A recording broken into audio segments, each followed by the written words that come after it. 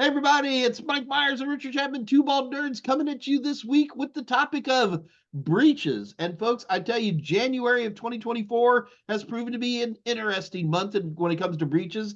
And in particular, it looks like we're going to be talking about, where did it go? I lost it. What's the name of the people who got breached? Loan Depot. Good Lord. I have the URL in front of me, Richard. Welcome to 2024, Mike. Computers are hard. Yeah, this is a big deal. This is actually something that's kind of interesting. We're seeing consistently more and more breaches, like every day, every week, every month, right? It's kind of the way things are going. And there's some interesting details that I think could eventually come out in the coming months. But right now, we only kind of have, what's being told to us in some of the news feeds and so forth at the moment. So, but this is a ransomware attack, huh? It appears to be. So first and foremost, they had to file an SEC filing, and the SEC filing does notate encrypted devices. That's synonymous with ransomware. So there's some significant, kind of pointers, I guess you could say, that are leading us in that direction. I will also say right now, from what I've been able to see, Loan Depots, a lot of their systems are still offline. If you're a mortgage holder with Loan Depot, you cannot currently log into their site right now to access your account. All you can do is call them, and the wait times are excessively long. So, and folks, this is always a challenge when you hear about these breaches. There's almost two conversations that need to go on every breach. There's the initial, we've just discovered about it. We're trying to get some idea of depth. And then there's a follow-up, which can happen months, if not sometimes even years later, where once we've done the research and the feds have come in and done what they're going to do, and CVEs are updated or whatever it might be, then we have a better idea of what it's all about. So this is definitely a preliminary discussion that we're having right now. So Richard, what makes this particular breach noteworthy for you? There's been a lot of breaches this month. Why Loan Depot? Well, I think there's a couple of things here. First off, Loan Depot is one of the largest non-bank retail mortgage lenders in the US. They're not a small organization. That means a lot of data, a lot of personal information that people could have accessed here, and likely they did. I think the big thing that we have to be concerned with as well, and I'm connecting some dots here that I don't know are really connected yet, because there's two other breaches that happened before this one, that both of them are in the same industry.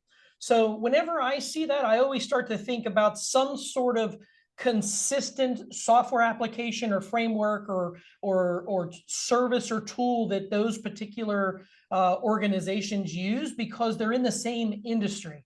If I'm a software developer or a hardware developer and I have a specific solution for something, I'm going to go and try to sell it to all the people in the same industry. So we had Mr. Cooper was hit back in November, and then Fidelity National, which they also are known as Loan Care, they were hit in December. So you got November, December, January of three big organizations that are in the same family. So I think once we start to see a little more details, we might find out that there might be a connection here. I'm not sure. So what are going to be on an initial breach situation like this? What information are you going to be going through the news and the reports to figure out? And not only what information are you trying to figure out, Richard, but is there an order to your research in terms of what you're looking for? Can you give me a quick rundown? Yeah, I mean, first and foremost, if it's an organization that's in the industry that we are in, then obviously there's going to be probably a lot of things that I'm really going to want to know. I really want to know what exactly was the way that these attackers gained initial access. That is a huge component to better understand exactly how they're getting in. Is it a vulnerability? Is it some sort of social engineering, what exactly is the way that they're getting into the environment in the first place? And then secondary is, what are the steps that they're using to be able to roll out and implement a ransomware attack in that environment? That's a whole nother situation as well. So looking at IOCs, different domains and IP addresses and file names and file hashes that are being used. Are they even using a lot of malicious files at the onset? There's a lot of little things like that companies that handle security for not only companies in these industries, but in any industry, are interested to know. So we're looking at intelligence reports. We're trying to find out whatever we can through, whether it's Twitter feeds or news articles or intelligence reports from known, intelligence sources like Fortinet or even CrowdStrike, things like that. So yeah, there's a lot of details that we're looking for. And if you're outside of the little circle that knows exactly what's going on, it's a little tougher at the beginning. Like right now, it's just a big question mark. We don't really know all the details. So based on your experience, what's the wait time before we start getting any kind of real information that we can really, learn from? It depends. I hate that answer, and I know a lot of people hate that answer. I even have a T-shirt that literally says "it depends," because this is a situation where it depends. It depends on exactly how Loan Depot was set up. Do they have good backups? What kind of incident response processes do they have in place? Who do they have in place to actually manage that incident response process? There's a lot of little things that kind of weigh in, but I will say the scary part to me is that this seems to have been going on since the very beginning of the month, probably shortly after the first. It's the 16th now, and we still don't have access. Like, people still don't have access to be able to log into their accounts. If you go to the site and try to log in, you can't. They still have systems offline. That is surprising. I've seen plenty of system breaches where things have been brought down, but the fact that they are still, where I actually have a screen of this somewhere. The fact that they in that amount of time are still completely down. Yeah.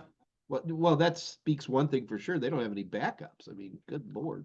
It's a possibility. Some of the news stuff said that they actually started literally shutting things down to keep them from beginning the encryption process. So they were incident responsing this situation as it was rolling out, and I think that they pretty much resulted, or the resulting activities were unplug everything. I mean, that's Unfortunately. not necessarily the worst thing to do, especially early on, right? I mean, Yeah, well, what can you do? It'll be interesting to see exactly what the fallout is at the end, though. I'm sure some PII was probably accessed. So that's going to be a significant issue for a lot of their lenders. This is negatively, I believe, affecting them financially as well, too, of course. This is a big trust issue. And this is why it's so important to continue to build up the security teams and try to get the right people in place and make these teams bigger. The budgets need to be bigger. I'm on a soapbox for that one. So spend more money on cybersecurity. It's needed. Big time. absolutely, folks. And stay tuned here on the Two Bald Nerds channel. We're going to continue to follow the Loan Depot breach, and we'll keep you updated as noteworthy aspects come up.